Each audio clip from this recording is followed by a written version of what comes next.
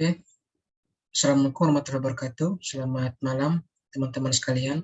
Kita melanjutkan materi tadi terkait dengan pengukuran faktor lingkungan fisika di lingkungan kerja atau lingkungan luar. Ini terkait dengan pengukuran pencahayaan, kebisingan, iklim kerja, dan getaran.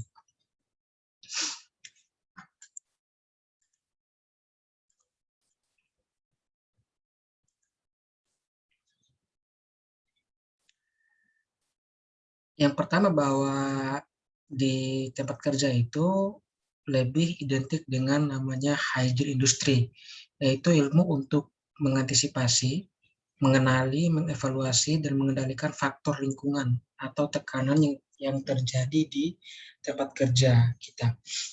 Jadi biasanya kalau faktor-faktor lingkungan tadi itu dia bisa menyebabkan gangguan-gangguan penyakit, baik gangguan kesehatan maupun gangguan ketidaknyamanan ataupun kesejahteraan pada pekerja atau masyarakat sekitar.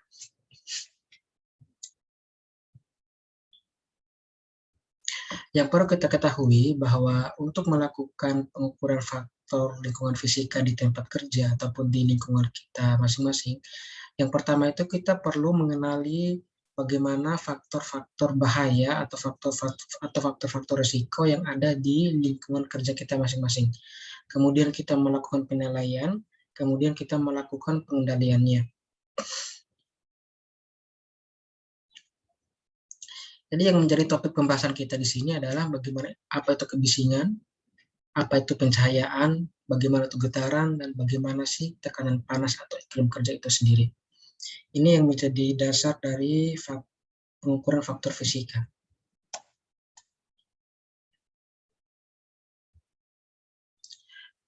Kebisingan itu merupakan bunyi yang tidak dikehendaki. Jadi kalau misalnya ada sesuatu suara atau bunyi yang tidak kita kehendaki, itu sebenarnya bisa dinamakan sebagai bising.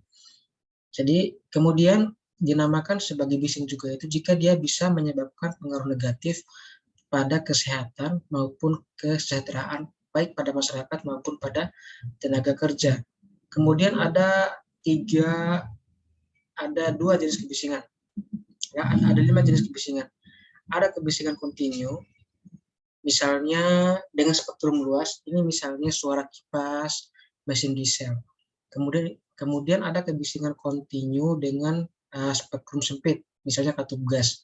Kemudian ada kebisingan intermiten atau terputus-putus, misalnya lalu lintas.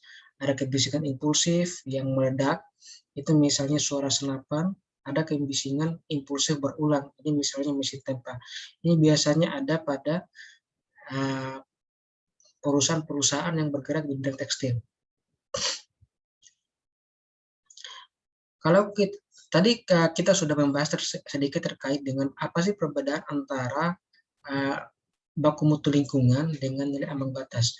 Kalau di tempat kerja itu mengacu pada Permenaker nomor 5 tahun 2018 terkait dengan faktor-faktor lingkungan kerja. Ini Permenaker nomor 5 tahun 2018. Di situ memuat terkait dengan kebisingan salah satunya.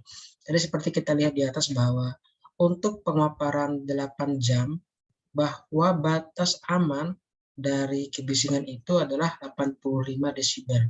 Kemudian ada 4 jam 88, 1 jam itu 94. Jadi kalau kita lihat dari tabel di atas bahwa setiap kenaikan 3 desibel terjadi pengurangan waktu kerja setengah dari waktu kerja awal. Itu kalau kita lihat dari tabel yang dimuat dalam Permenaker nomor 5 tahun 2018.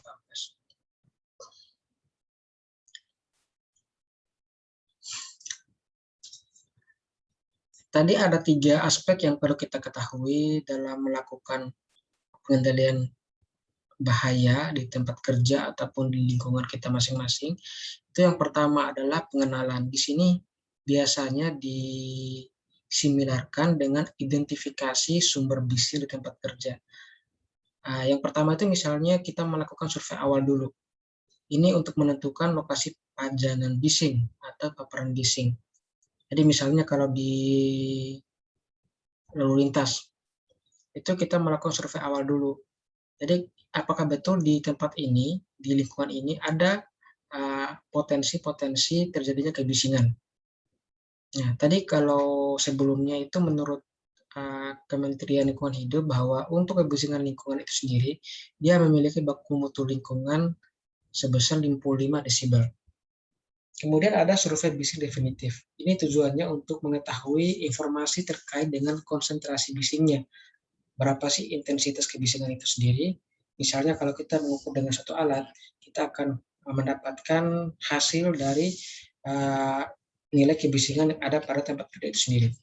Kemudian kita mengidentifikasi paparan bising dihasilkan dari mana saja. Kemudian siapa yang terpapar, apakah pekerja ataupun masyarakat. Kemudian kita merencanakan program pengendalian maupun pemenuhan peraturan. Baik pada Permenaker nomor 5 kalau kita mengacu di tempat kerja atau keputusan Menteri Lingkungan Hidup terkait dengan paparan bising di lingkungan hidup. Kemudian dampak bising itu ada gangguan fisiologis, bisa trauma akustik, ini berkaitan dengan suara-suara, ini bisa menyebabkan kerusakan pada gendang telinga, ada temporary threshold shift atau tuli sementara, ada noise induced permanent threshold atau tuli permanen. Kemudian ada gangguan psikologis, ini gangguannya berupa susah tidur misalnya, kurang komunikasi, kurang konsentrasi maupun gangguan performa. Jadi kalau kita lihat bahwa kebisingan itu juga bisa mempengaruhi psikologis manusia. Contoh nyatanya saja kalau misalnya teman-teman sekalian lagi enak-enak tidur waktu hari Minggu, kemudian di tetangga kalian ada yang mengerjakan rumah, itu kan pasti ada suara-suara. Suara-suara jika dia menimbulkan gangguan itu sebenarnya bisa kita katakan sebagai bising, dan itu kan mengganggu tidur kita misalnya, mengganggu masalah mental kita, stres atau psikologis kita. Ini alatnya yang nanti akan kita praktekkan, namanya sound level meter.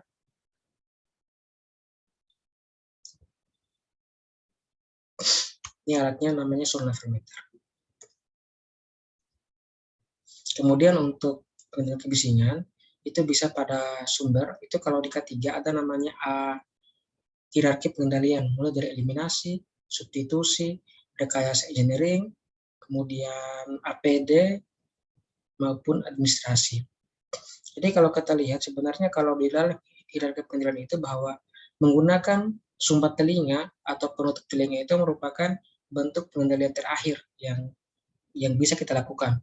Jadi ada pengendalian awal yang perlu kita lakukan.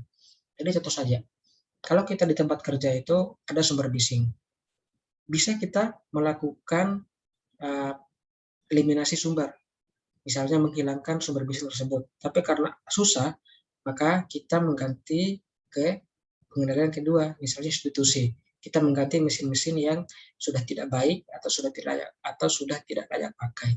Kemudian yang ketiga itu administrasi, misalnya itu kita melakukan rotasi kerja.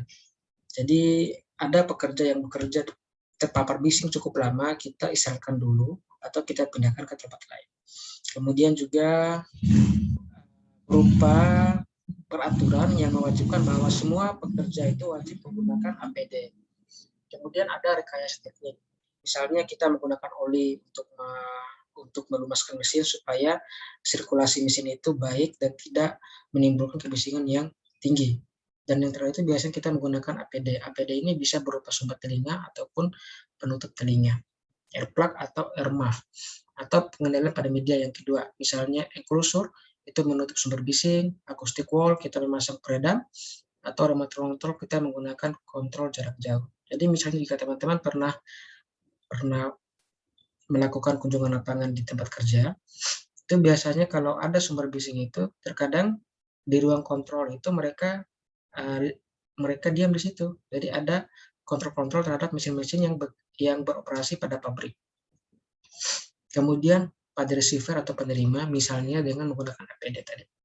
Atau kita menggunakan pengaturan waktu kerja, training, ada MCU-nya, pemeriksaan berkala setahun sekali misalnya, atau pemindahan tenaga kerja dari sumber bising ke tempat yang aman. Itu teman-teman sekalian untuk sumber bising.